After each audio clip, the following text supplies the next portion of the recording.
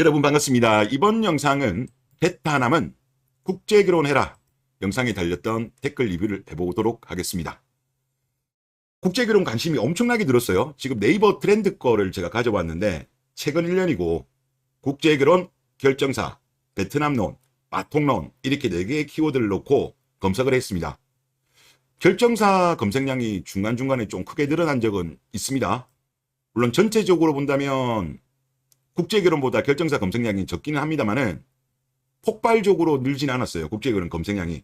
작년에 한번 하반기 때 한번 크게 늘어난 적은 있었습니다만은 이번에 우즈벡녀 18세녀와 결혼하는 공무원자 때문에 폭발적으로 늘었어요. 그러니까 최근 1년 내로 봤을 때 검색량이 제일 많습니다.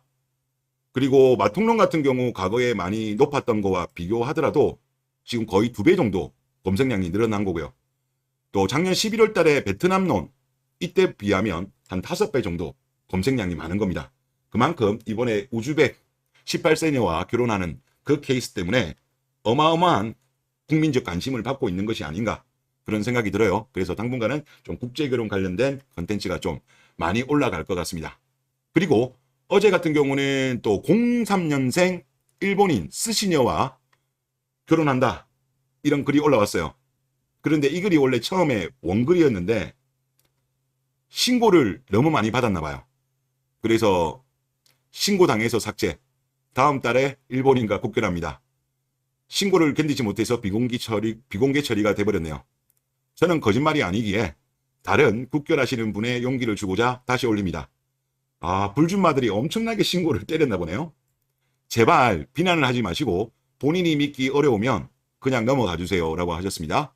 그래서 내용을 보면 일단 저는 36살 중소기업 개미입니다. C급도 G급이고 돈도 많이 벌고 연봉도 대기업 부럽지 않습니다. 항상 한국 결혼시장에서 능력 부족이란 그래서 34살까지 실패했습니다. 그리고 어떤 분의 진심 어린 조언으로 국제결혼을 생각하게 되었고요. 이번에 트리니원 올라가기도 하고 트리니원이 반포에 있는 재건축 아파트더라고요. 그리고 대상은 일본인이고 03년생입니다. 생각하는 것도 성숙하고 한국말도 이쁘게 합니다. 03년생이면 이제 20 조금 넘은 거잖아요. 그러면 나이 차이가 한 15 정도 나는 거네요. 불준마들이 화가 많이 나실만 하네요. 더군다나 반포의 재건축 아파트 트리니원이면 이분이 보면 직업이 엄청나게 좋으신 것 같습니다. 이게 아무나 들어갈 수 있는 데가 아니잖아요. 그리고 원래부터 좀 부모님 자산도 좀 있지 않았나 그런 생각이 좀 들긴 들어요. 이게 단순하게 본인 연봉만 가지고 들어가기에는 어마어마하게 비싼 데니까. 그리고 집 올라갈 때까지 가천에 있다가 다시 서울에 올라갈 예정이고요. 요즘 아침마다 제가 좋아하는 명란, 계란말이, 한식에 해주겠다고 요리학원을 다닙니다. 진짜 국제결혼 쪽으로 생각을 돌리고 삶이 행복해졌습니다. 아침마다 또 우리 불준마들이 또 하나는 내용이 또 포함됐네요. 형님 동생님들도 부담 없이 사시는 중이라면 어느 정도 경제력이 된다면 이 말이네요. 국제결혼 추천해드립니다. 하하하 잘 살게요. 그리고 롤 좋아해서 같이 맥주 마시면서 합니다 라고 이렇게 이야기를 했고, 그리고 이분이 이제 추가로 글을 올렸는데 이제 그 추가로 올린 내용이 어떻게 이분이 이렇게 결혼하게 되었냐는 부분에 있어가지고 좋은 힌트를 하나 줬어요. 이분 같은 경우는 일본에 있는 결정사를 통해 가지고 가입을 해서 소개를 받았나 봅니다. 그리고 충분한 교제 시간을 가지고 결혼한 케이스 같거든요. 그래서 제가 생각해 보니까 이제 우리나라보다 사실 좀 경제력이 떨어지는 나라들 같은 경우는 우리나라에 취업하기 위해서 그렇게 국제결혼 들어오는 케이스가 있잖아요. 그래서 이제 주로 이제 베트남 같은 경우는 저는 그래도 국내 업체를 이용하는 게 낫지 않느냐.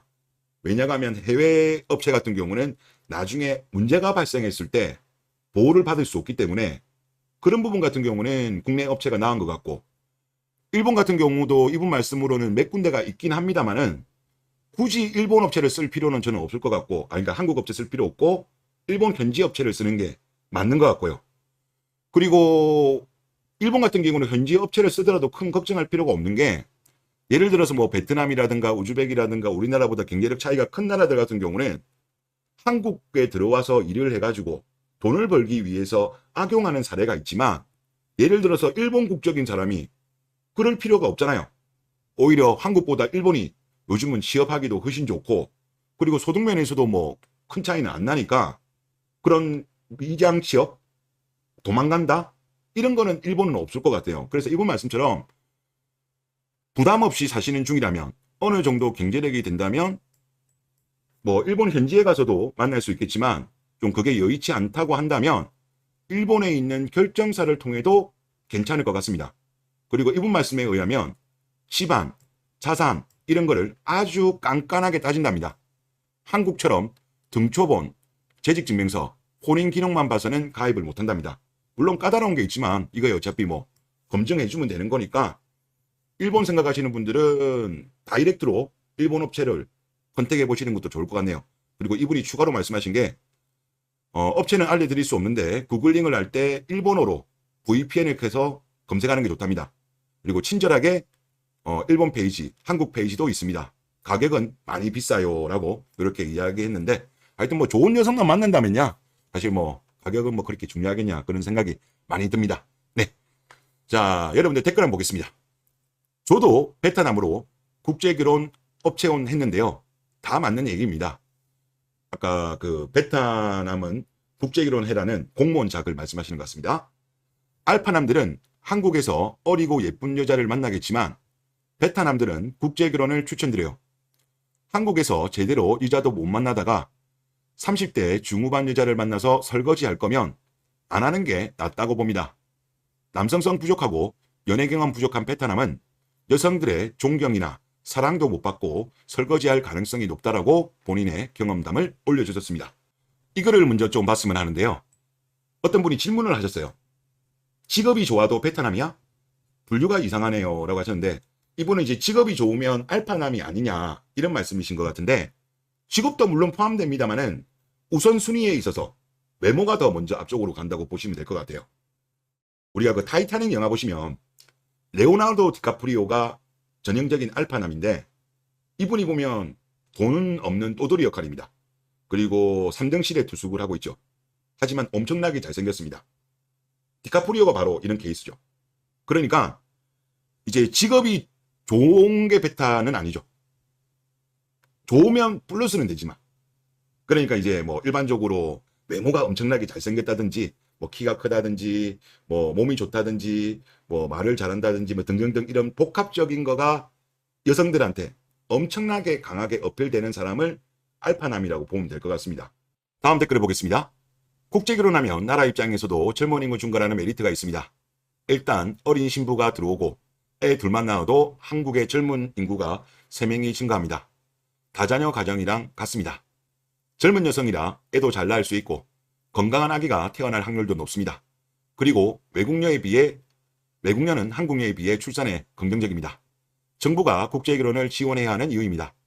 정부에서 수백조를 부어도 출산율이 요 모양인 거에 비하면 굉장히 효율적입니다 라고 글을 써주셨어요. 일단 정부에서 공개적으로 하지는 못하는 것 같아요. 뭐 내년에 총선도 있고, 일단 기본적으로 정치인들 같은 경우는 표를 의식 안 할 수가 없죠.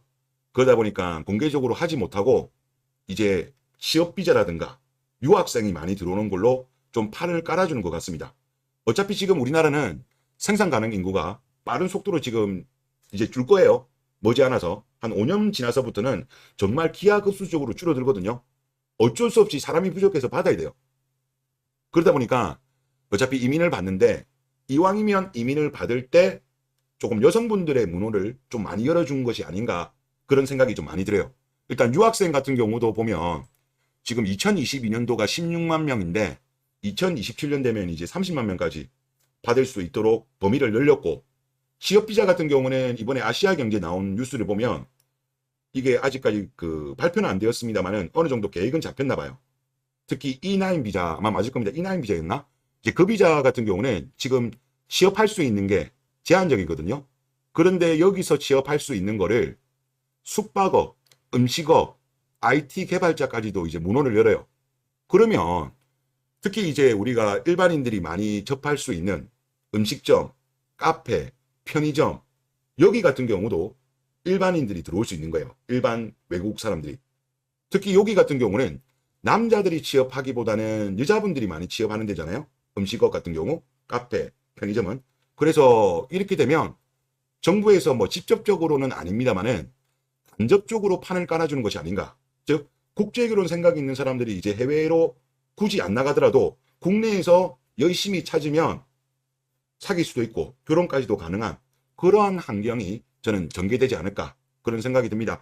일단 만약에 발표되고 나면 아마 내년쯤부터는 외국 여성분들이 우리가 일반적인 음식점 등에서 많이 볼 수 있지 않겠냐 그런 생각이 듭니다. 네, 이번 영상 여기서 마치겠습니다.